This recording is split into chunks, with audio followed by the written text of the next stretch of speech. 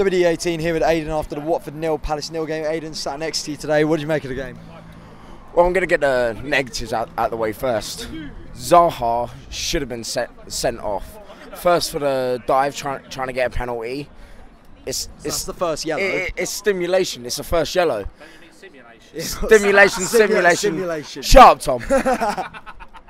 He meant simulation. Carry on. And then the diving tackle against Carnezes. With his feet out, yeah. Feet out. That should be a straight red. He has no right going in like that because Carnezes had it under control all day long. He could have seriously injured him. So that should have been. What do you think of the ref then, considering that when him and Zaha and Decore had that altercation, didn't give either a card, booked Mariappa, I think, and then booked a lot of other players actually. He seemed to be quite card happy. He completely bottled it against the Palace players because he knows that if he does give the cards, it will have all the players around him and probably the manager at the same time. So he just bottled it. Positives now. Yeah. Look very good going forward, despite the fact we didn't score. But going on to positives, that was one of my favourite games of the season. But in terms of what, atmosphere or just in general? Both.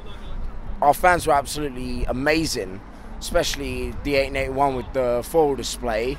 That looked absolutely beautiful. The tifo, really nice. Yeah, and then the atmosphere itself was just absolutely electric throughout, and it pushed both players on the pitch.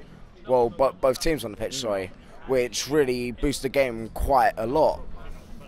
But for me, did the boss get it right? With the start-up, yeah, he got that absolutely right. We have been screaming all season for us to play a 4-4-2, and in the second we play a 4-4-2, look what happened. We could have been 3-4-0 up by half time at least. And what I love about it, Palace were expecting just Dini. Yeah. They weren't expecting Okaka, and they couldn't handle two up top because they were training to just completely close down Dini, but they couldn't handle it whatsoever. And if we keep playing like that to the end of the season, next season is going to be looking up for us for sure. And Cathcart was my man of the match. Yeah. He had Zaha in his pocket the whole match, and Cabasele. Coming back from injury as well, Cabasele. Exactly. I was expecting him to be on the bench, but to start and play that well straight away after coming back from injury surprised the hell out of all of us, because he was just absolutely amazing when he played. Prediction for next week then? Score prediction? It's a tough one. If we played like we did today, then I'd say 2-1 Spurs. They've got the home advantage, but we should have a good game against them if we play like we did today. But one major thing, Dini's goal line clearance. Yes. Bloody hell, I thought that was in. That's for you, Nikhil.